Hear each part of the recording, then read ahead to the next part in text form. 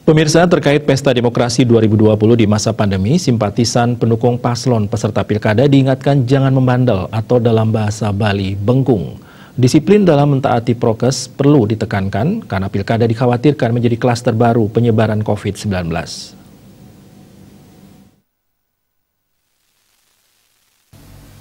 Divisi Teknis Penyelenggaraan Pemilu Kabupaten Badung, Niluh Nesya Padmagandhi mengatakan, terkait pelaksanaan pemilihan di masa pandemi, KPU Kabupaten Badung bergerak sesuai dengan regulasi yang berlaku. Masalah pengawasan akan dilakukan Badan Pengawas Pemilu Bawaslu.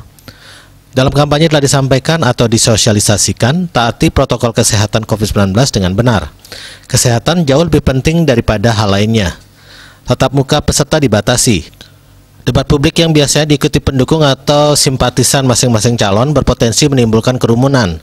Diharapkan simpatisan jangan membandel atau bengkung, serta tetap taati protokol kesehatan COVID-19 dengan baik. Kalau terkait dengan proses ini karena masa pandemi, sudah tentu ini menjadi tanggung jawab kita bersama ya.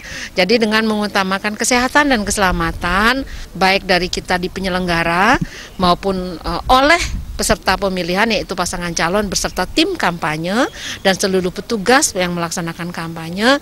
Tentunya kami juga berharap masyarakat yang turut serta di dalam perhelatan demokrasi ini tetap juga menjaga kesehatan, tetap juga memperhatikan protokol kesehatan. Ini semata-mata untuk kesehatan dan keselamatan kita bersama.